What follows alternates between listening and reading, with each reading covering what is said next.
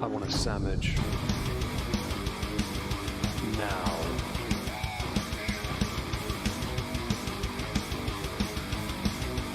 Oh, sandwich wench. Yo, wench. Sandwich. Now. I'm going to need a sandwich. A sandwich. I'm going to need a sandwich. A sandwich. I'm going to need a sandwich. A sandwich. A sandwich. A sandwich. I'm going to need a sandwich. A sandwich. I'm going to need a sandwich. A sandwich. A sandwich. Oh, sandwich wench. I want a sandwich.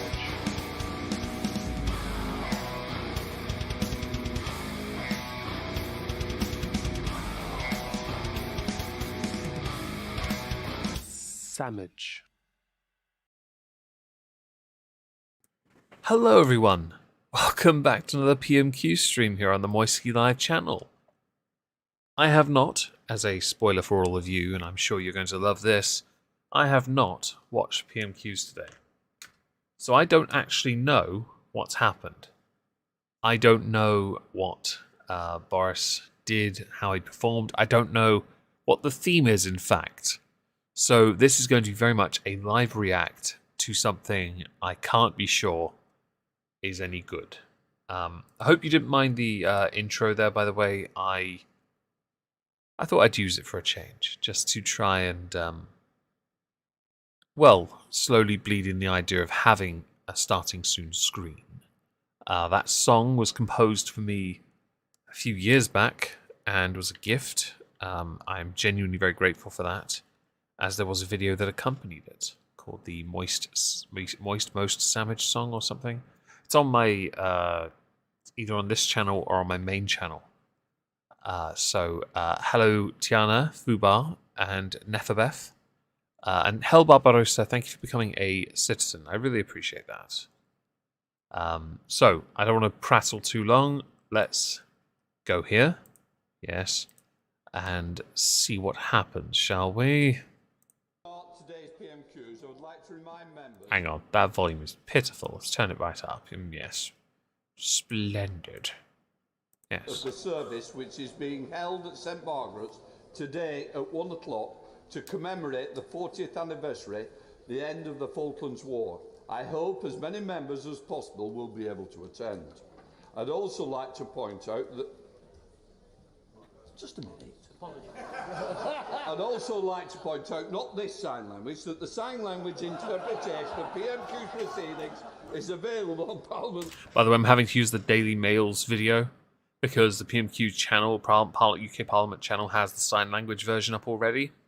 I hate it because the guy takes up most of the bloody screen. Live TV. Now we start with questions to Prime Minister Mike Watt. Question number one, sir. Prime Minister. Mr. Speaker, this morning I had meetings with ministerial colleagues and others. In addition to my duties in this house... Wait, they're not commemorating someone for a change? Okay. I shall have further such meetings later today. Mike Watt. Government support for households is greatly appreciated, but high energy costs are also causing massive problems for businesses and particularly energy-intense manufacturing. Will the Prime Minister support the Repowering the Black Country initiative, backed by the left and by Andy Street, to reduce reliance on fossil fuels, and will he meet with me to look at how the Black Country can be a pilot project to decarbonise, reduce costs and protect the region's manufacturing jobs? The government won't protect jobs if they can help it. While they would want to, because they're bragging about unemployment being down, UK government is renowned for not caring. They only care about the statistic. They don't care about actually doing anything. Well, I thank my honourable friend that he's a great champion for Dudley and for the Black Country, and in addition to the £1,200 for the 8 million most vulnerable households that we're providing, 400... Yeah, that's not a flex, fam. Bear in mind here, the only reason that's happening is because the cost of living has skyrocketed and you've done nothing to combat it. Other than to give them a little bit of money now, which doesn't actually fully cover the cost of living that's gone right up. That isn't with money people are making, it's not matching inflation or anything. This is a huge increase. Don't forget, inflation's what, 9% now? Fuel prices went up, what was it, by 10%? Honestly, you've missed 5 minutes. You're fine. To help everybody with the Literally cost of, nothing, Nathan. of energy, You're all Mr. good. Speaker, we're supporting the Black Country with cost-efficient energy infrastructure, and the region has already received 1.5 million to develop a cluster plan for decarbonisation. We now come to Ha! Decarbonisation. That is a lie. I'm sorry. Oh, we'll rely on renewables. Okay. Have you looked at how efficient it is to make a solar panel? You'll be surprised at how inefficient it is. And by the way, this is from somebody who is trying to save up through the Ko-fi link there at the bottom of the screen to save up to buy solar panels for his log cabin. So, yes. Leader of the Opposition, Keir Starmer. Average gas price in the UK. So I know what it is, but I know it's a lot more when you convert it in like America or Canada. I know it's a lot higher, but our cost of living in regions is vastly different as well. You know, it's very much region based, and the car thing is. Let's just say it doesn't matter really, because either way, it doesn't match our cost of living, what it was, to what it is now. It's still astronomical. Thank you, Mr. Speaker. It's over 170 though, just to be clear. Can I pay tribute And since ours only a few years ago was about £1, that's a huge increase. to all those who served in the Falklands? My uncle was among them, serving on the HMS Antelope when it went down. Thankfully, he made it back. But Hello, too many Cyrene. Hello, serving in Garrett, that by the way. war, Sorry for not saying it sooner. and we remember them all. Mr. Speaker, Britain is set for lower growth than every major economy. Yeah, I've only just except started. Russia. I mentioned this last week.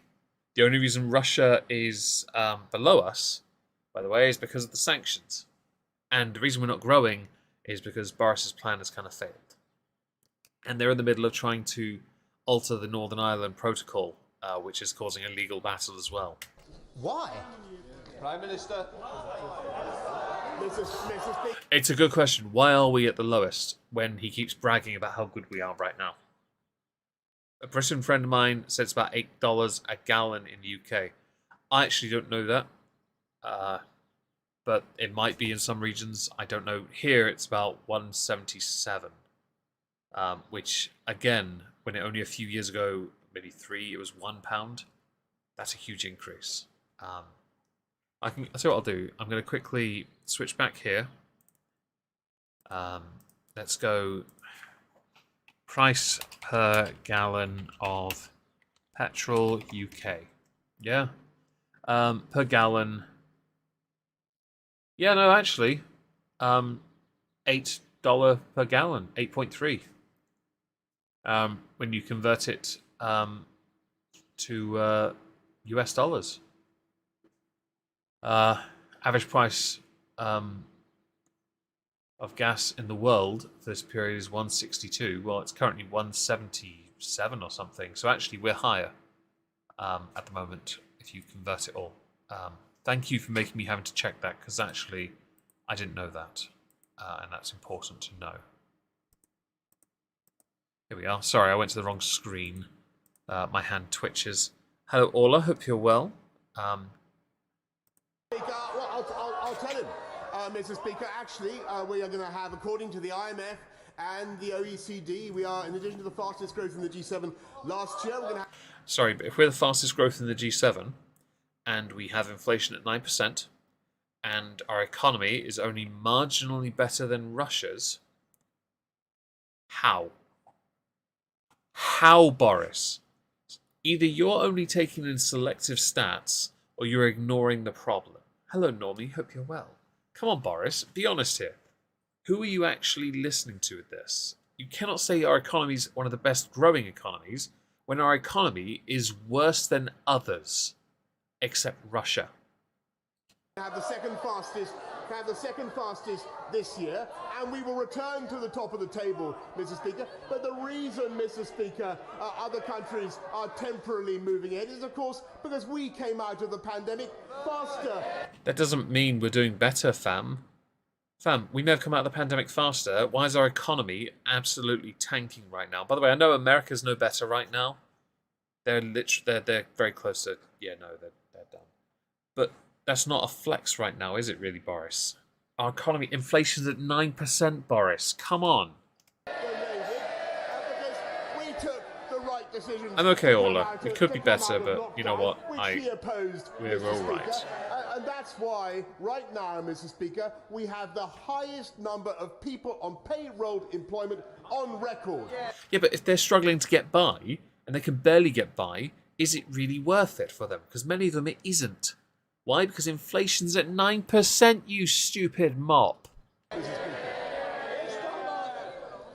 Mr. Speaker, he always likes to blame global forces, but global forces are just that, global. Everybody faces them. Britain isn't under crippling economic sanctions like Russia. No wonder he doesn't want to answer the question, why is the UK set for lower growth than every other major economy? He's asked... To be fair, he's got a point. I think everybody can see that I've just answered the question. No, you haven't. Once again, he's guilty of what my legal friends call ignoratio elenchi. He's failed to listen to what I've actually said, Mr. Speaker. What would be might be that too, Cyrene, to be honest. Economy right now, and all of that, yeah, honestly, at this point, I'm starting to think that is the case. Silence about the RMT strikes coming up. The RMT strikes everyone knew about months ago. They knew they were happening, so they're not conspiratorial. Everyone knew they were going to happen. And don't forget here, Keir Starmer doesn't support them. He's against them. Everyone knows that. Okay, what's my sister messaged? Oh, okay. My sister... Okay, so somebody very kindly on Amazon sent me a gift of dog toys, and Mia, the bulldog downstairs, is loving the dog toys. I love that. Of course, in the next couple of weeks, will he now break with his shadow transport secretary and denounce Labour's rail strikes? I thought he had. He's in government. Look, just to remind the Prime Minister, he seems to have gone. It's Prime Minister's question, it's not opposition question. Keir Starmer. He's in government. He could do something to stop the strikes, but he hasn't lifted a finger. I don't want the strikes to go ahead, but he does. He wants Mr. Speaker... See, I knew I will say I knew Keir Starmer was against it. Everyone knew that. But there's a reason those strikes are happening. You cannot... the RMT union, they've done it at the right time. I don't agree with these kind of strikes, but you know damn well that was going to happen. You can brag about all these people in employment, but why do you think they're going on strike? Do you think they can afford to get by? Dickhead. Maybe it would be a good idea and do what Russia did and go to the gold standard. I mean, that's an option. How's the UK stock market looking? I assume it's crashing like the US. I don't know about our stock market, to be honest. I know that inflation's quite high, though, and our economic growth isn't looking especially good. I did see on Twitter talk about America's stock market crashing. It was inevitable, to be honest, and people don't want to blame Biden. Unfortunately, whether you like it or not, the buck stops with the president. Always does. With all the crap that that Trump took when the buck stopped at him, you know, this must be applied equally, whether anyone wants to admit it or not. Some do not, and I think it's very amusing. He wants the country to grind to a halt so he can feed off the division. And as for Mr. Speaker, as for his boasting about the economy, he thinks he can perform Jedi mind tricks on the country. These aren't the droids you're looking for. No rules were broken. The economy is booming. The problem is, the force just isn't with him anymore. Okay, that's pretty cringe. Cringe. The truth is, he's Jabba the Hutt. Last last week he stood there and boasted that we would continue to grow the economy. This week, it turns out, the economy shrank for the second month in a row. We're due a recession, by the way. An ostrich prime minister with his head in the sand. Before he doesn't answer that question, Nathan, you're right. People do want to blame Biden. I think there's a lot of concern about people blaming him. It's just people on Twitter that are very left-leaning. I followed when they constantly went in on Trump. They're not applying the same brush, and it's hilarious to me. And that was cringe, wasn't it? There he goes again, Mr. Speaker, running this country down when everybody we've got. He's not running it down. He's stating the facts. Look, I want to hear the questions and the answers, and whether you like it, but I genuinely believe it. The public who watch it also want to hear both. Prime Minister. Okay. I mean, Mr. Speaker, we've got lower unemployment in France, Germany, Italy, Canada. We've got the highest number of people. That doesn't mean our economy's doing well. It just means we have, less unemployed people.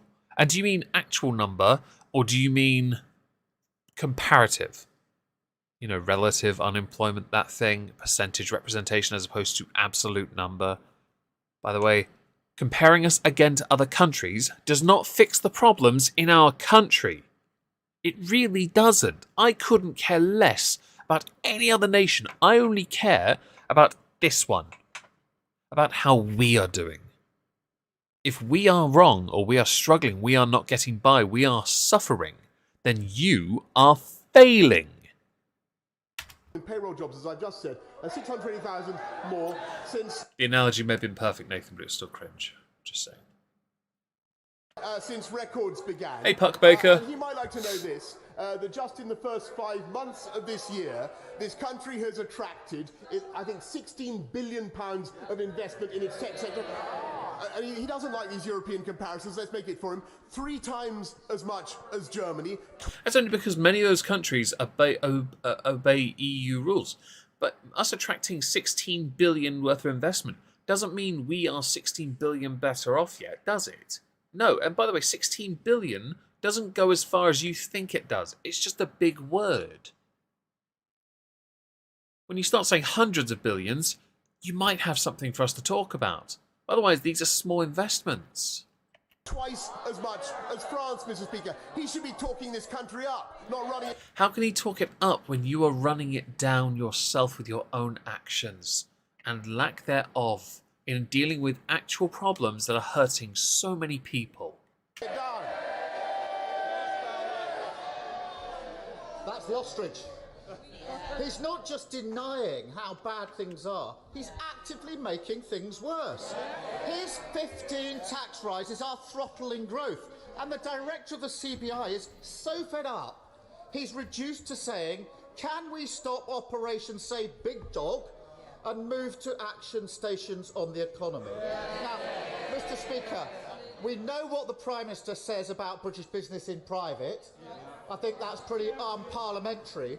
But when did screwing business turn from a flippant comment into economic policy?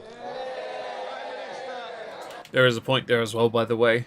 Just going to let this one play out first, though. Well, Mr. Speaker, look, I just reminded the House of what's happening in Tech Week in this country, the massive investment that's coming in, helped, by the way, by this 130% super deduction for business investment that my right honourable friend, the Chancellor, has put in. Never forget, Mr. Speaker, that Labour, under Labour, taxes go up on businesses. You can't say you've been in office for 12 years, you div. It doesn't mean anything now. You've been in government for so long, you've had 3 separate leaders, you had to get us through austerity. You introduced under your own reign, as Keir Starmer pointed out, 15 tax rises, and you deny some of them because you've hidden them as national insurance increase. That's a tax rise. And on people, we're not only putting 1,200 more into people's pockets, we're having a tax cut worth £330. He talks about taxes, £330 on average. Oh, by the way, you can complain about Labour increasing taxes, but you don't have a leg to stand on, and then you say it when talking about Labour when they were last in government. Here's a fun fact for you. Keir Starmer wasn't even a politician then. You can't levy this at him because he doesn't hold any of that. Have already made spending commitments in this Parliament alone worth £94 billion more than the government has been. That's £2,100 for every household in the country, Mr. Speaker. No wonder no Labour government has ever left office with unemployment lower than when they came in. This is cheap buzzword crap. Mr. Speaker, 15 tax rises, and we're sacked for the highest tax burden since rationing. He says the economy is booming when it's shrinking. He's game playing so much. He thinks he's on Love Island. Trouble is, Prime Minister, I'm reliably informed that contestants that give the public the ick get booted out. And it's not just low growth. He's also lost control of inflation. He was warned about this last September. And what did he do? He dismissed it. He didn't act. They do actually, Normie, don't they? They do. Now prices are through the roof. And we're set to have the highest inflation in the And G7. Tiana, honestly, I fully get it. It's all good. Things are really tight at the moment for everyone. Before you ask the question, I'm just gonna. Everyone is struggling at the moment. I fully get that. Okay, I'm just grateful people are here and people are smashing the like. People are engaging in the chat. It energizes me, and that's what I think I need right now anyway to help me continue to make content. Thank you. Unfounded. Mr. Speaker, we're helping people with the cost of living. By the way, Boris hasn't answered a single question yet. With £1,200. That does not help with the cost of living. You know what helps? Finding a way to reduce it! Because that 1,200 runs out and you're not giving us a second one. And by the way, no, you're not giving people 1,200. Some people are eligible for 1,200 if they qualify for certain things like disabilities or their age. Otherwise, they get a lot less, you fucking cunt. Honestly. On the 14th of July, the money will be going into people's bank accounts. Why can we do that, Mr. Speaker? Because we have the fiscal firepower. I don't think any money's going into my account, just saying. To do it, because the economy is in robust shape. No, the reason why you're trying to make it sound like you're doing something, but it's only because you know the only option available to you if this doesn't work is a windfall tax, and you really don't want to do it. Which, by the way, I can fully understand. Payroll employment, Mr. Speaker, and that is thanks to the steps that we took that he continuously opposed. And if he wants to, and I just remind Mr. Speaker, he has a chance. I won't say this interrogatively, Mr. He has the chance now to clear it up. He can oppose the Labour's rail strikes right now. But he already has. He literally, you've accused Keir Starmer of not listening to your answer. He literally said he doesn't actually agree with it. Oh my God. Oh, and Fubal, actually, we did it here in 2008 and 9. It's called when you print out money that doesn't exist. It's called quantitative easing. Yeah, that's actually a word. You print money that doesn't exist. Your belief is that by having that money, what you can do then is you spend it. The problem is, it will always backfire because the moment you put that money in people's hands, they save it. A windfall tax, Puckbaker, a windfall tax is a catchy little way of saying to the energy companies that fleeced this country during lockdown, who made obscene amounts of profits and admitted they made so much they didn't know what to do with it, they would then be taxed on those profits. It would raise billions very quickly, and that money could then be used to help the people. The problem is, it's a bad idea, because then the energy companies will just increase their energy bills to then punish the customer even more. He can disagree. He can disagree. And give him that opportunity. Let him disagree with the union barons who would add to people's costs in the coming weeks. I'll be honest, the costs are going to be a problem anyway.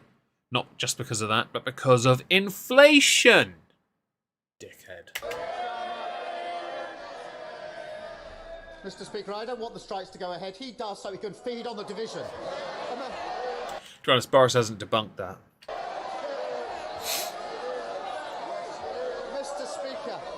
Mr. Speaker, they're making a lot of noise now, but I've got a long list here of what his MPs really think of him. Dragging everyone down. Who said that? Come on. Who was it said that? Authority is destroyed. Come on, hands up. Which of you was it? Which of you? Come on. Can't win back trust. Anybody owning up? You're very quiet now. Hands. Mr. Speaker, my personal favourite is this. This is a document circulated by his backbench, in which they call him the Conservative. Who would I want? Theresa May or Boris Johnson? No lie. I think Theresa would do better. It's just she cocked up on Brexit.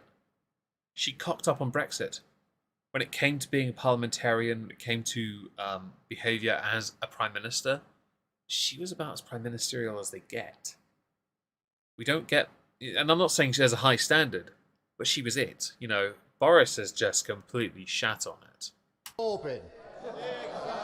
Prime Minister, I don't think that was intended as a compliment. I'm going to go back and hear that properly, because I missed it. Intended as a call him the Conservative Corbyn. Prime Minister, I don't think that was intended as a compliment. Week after week, he stands there and spouts the same nonsense. The economy's booming. Everything's going swimmingly. The people should be grateful. But whilst he's telling Britain that we never had it so good, millions of working people and businesses know the reality. Yeah, the same ones that are pushing food banks to the brink. Which, I'll be honest, that should never be happening. Britain's growth is going to be slower than our competitors and our inflation higher. A Prime Minister who sounds totally deluded, totally failing on the economy, failing to tackle... I think we need to get to the end of the question, but I'll just remind you, I will hear the end of the question in silence. Any more noise in this corner, there'll be another cup of tea early if we're not careful. Yes, Stammer. A Prime Minister who sounds totally deluded, totally failing the economy, failing to tackle inflation, failing to... He'll brag and say he is tackling these things, but I'll be honest, the results are like, no. ...back business, failing to help working people through the crisis. And, Mr. Speaker, his big idea, go back to imperial measurements. He's got 80s inflation, 70s stagnation, now he wants 60s wage to complete the set. When is he going to ditch the gimmicks and face up to reality that under him, Britain's economy is going backwards? There is an argument that there's some validity to this. I couldn't care about imperial measurements at all. Couldn't care less. We don't need to change that. Businesses have already said if we do that, it's going to cost more. So why bother? Just why? And I know why. It's that whole thing of, but it's a very British thing. I get it. I really do. But no one cares. Unless you're bringing back penny farthings, in which case, oh yes, can we have the guinea and the shilling too, and £1 notes? Yes. Let's see the Prime Minister. Prime Minister. Mr. Speaker, a couple of quick points about Mr. Corbyn, the Right Honourable President North. First of all, he tried repeatedly to get him elected as Prime Minister. Mr. Speaker. Secondly, speaking from experience, he's relatively dynamic by comparison with the Right Honourable Gentleman, Mr. Speaker. Dynamic and coherent. Might be helpful if you speak to me. I'm struggling to hear because of the noise on both sides. So please, if you look to the chair, it'll be easier for both of us. But what we're going to get on and do, Mr. Speaker, is continue to take the tough decisions to take this country forward and... Tell me, where in that going forward do we go back? Because I don't believe we're playing snakes and ladders. Nor is it the, one step forward, 2 steps back thing, Boris. No offence intended here, but you're fucking this one up. Decisions that are on the side of the British people, Mr. Speaker. They're blatantly on the side of the RMT union barons. when there are some ticket offices that barely sell 1 ticket per hour, Mr. Speaker. We are on the side of the travelling public. By the way, he hasn't mentioned this, but they're on the side of the people traffickers who would risk people's lives at sea, Mr. Speaker. And we are on the Is that a reference to the whole Rwanda thing? side of people who come here safely and legally. I would agree with that, except I got a friend from Texas who's trying desperately to get here legally and has been declined, even though they got the money, because, and I quote from the Home Office, we're prioritising Ukraine refugees at the moment over, others that could actually do some good for the economy because they immediately will get a job and be able to benefit from and provide us with the skills they bring to this country. And I'm not, by the way, not against refugees coming here, of course not. However, skilled worker. Yes, please. Can you please do me a favour and fix that, you twat? Legally, Mr. Speaker, they carp and Hey, dust planes. snipe from the sidelines. That's what they've always done. We take the big decisions to take this country forward. And no matter how much Welly, his right honourable friend, the deputy leader, may ask him to apply, it doesn't matter how much Welly he pretends to apply, when that Welly, Mr. Speaker, is always on the left foot. Alright, let's get to the paper pervert, shall we? Areas like mine Don't care. issue. So will the Prime Minister... Don't care. They need the NHS... Don't care. Others are remembering today the Falklands conflict. Right, so hasn't Scotland voted for independence yet? 40 years ago. And those, like my colleague Keith Brown, the Scottish Justice Minister that served there, and in particular our thoughts are with those that paid the ultimate sacrifice. Mr. Speaker, Your tailor. our First Sorry, I Minister couldn't resist started it. a national conversation on Scotland's right to choose an independent future. When we look at nations like Iceland, Ireland, Norway and Denmark, it is clear that our neighbours are outperforming the United Kingdom.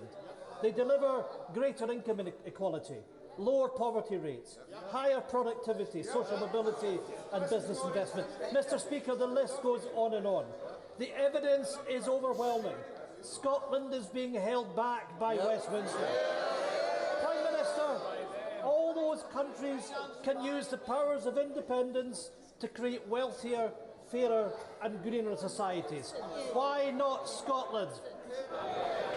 Because you voted for it in 2014 and you voted to stay because we thought we'd stay in the EU, and then, Cameron got afraid of the UKIP rise, so he gave us a chance to leave, and we chose to leave because fuck the EU. Well, Mr. Speaker, I don't doubt my right honourable friend's talents as a conversationalist, but I think there are other subjects in the national conversation right now, and they include, Mr. Speaker, what we're doing to come through the aftershocks of COVID with the strongest growth. I'd like to see? I'd like to see what would happen in Scottish politics if they weren't, for a change, talking about independence. Because the SNP exists solely for that. I'd like to see him talk about something else for a change. Jobs-led recovery of any European economy. As I said, 620,000 more people across the whole of the UK. Hey, Arky. Hope you're well, buddy. Than there were before the pandemic. Don't worry, there'll be no twerking. You're safe for today. I think another subject of Hope you're well. national conversation is investment into our whole country, investment in Scotland, investment across the whole of the UK, as I mentioned already, in the tech centre. And the whole of the UK standing strong together on the international stage and sticking up for the Ukrainians. I think that's some of the things that the country is also talking about, Mr. Speaker. Prime Minister. Yes, stronger together. As the Prime Minister seen the pound, I think the financial markets are giving their judgment on this Prime Minister. Mr. Speaker, the Prime Minister can afford to live in his own little world, his own little Britain. But people have to live with the reality Right. of the failing Westminster system. To be fair, our economy is not looking very strong right now. Hello, number one. A cost of living crisis worse in the UK than any other G7 country. An inflation rate double that of France. But our economies, we've got less people unemployed than France. So surely we're doing better. The second worst economic growth forecast in the G20, next to only sanction Russia.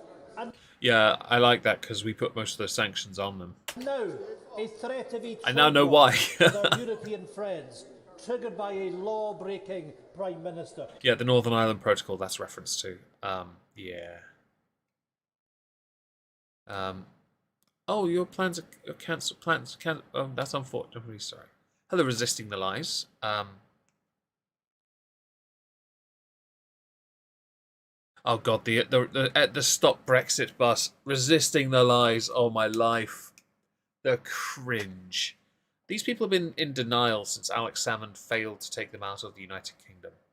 And they believe under Nicola Sturgeon they can do this. Problem is, they're regurgitating the same thing over and over again. Yes, okay, we did say we would stay in the EU if they stayed, and that helped sway them, or they believe was enough to sway them.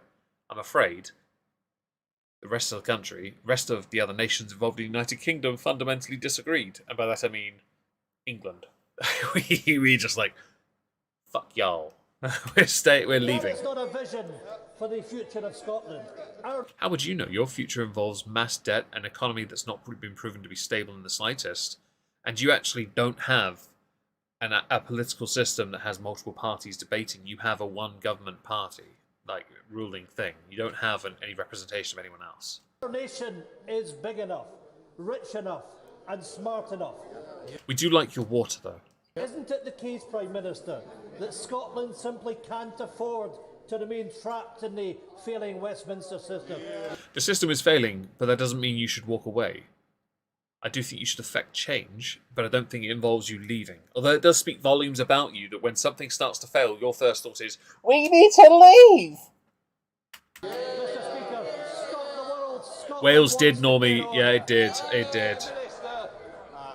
Mr. Speaker, I think that the figures speak for themselves. The UK has record numbers of people in payroll employment. That's an astounding thing when you consider where we were during... Or where you are currently with inflation at such a point that many of those people can't afford to work or live because of working. The pandemic, you know, the usual. Because of the UK working well together, as you will remember, with the vaccine rollout, with the testing, which Scotland and the rest of the country cooperated brilliantly. Countries. United Kingdom is not one country. Stop saying one. It's not singular, it's plural. Countries. And, Mr. Speaker, he talks about a trade war. He talks about a trade war. What could be more foolish, Mr. Speaker, than a project that actually envisages trade barriers within parts of the United Kingdom? That's what we're trying to break down. Yeah, that's not going to work. The EU are going to absolutely 100% oppose it, and they're going to fight you because of it. I do keenly await the result of that, of course, like anyone else would, but I'm not convinced it's going to amount to much. Now, we have, because I don't usually go beyond the paper pervert, we have finished. So I want to thank you all very much for joining. We don't usually have this many people and this many likes. Thank you very much for that. I really appreciate it. I'm now going to vanish. I need to water some plants and then make a video for my Omegon 2 Electric Boogaloo YouTube channel. If you're not a sub there, please consider going there. If you go to the homepage of this channel, it's at the bottom next to all the others. Yeah, I've got a few. Subscribe to them all. And I will hopefully see you here Friday for a political recap with Trups LP. If I don't, have a great day, and thank you.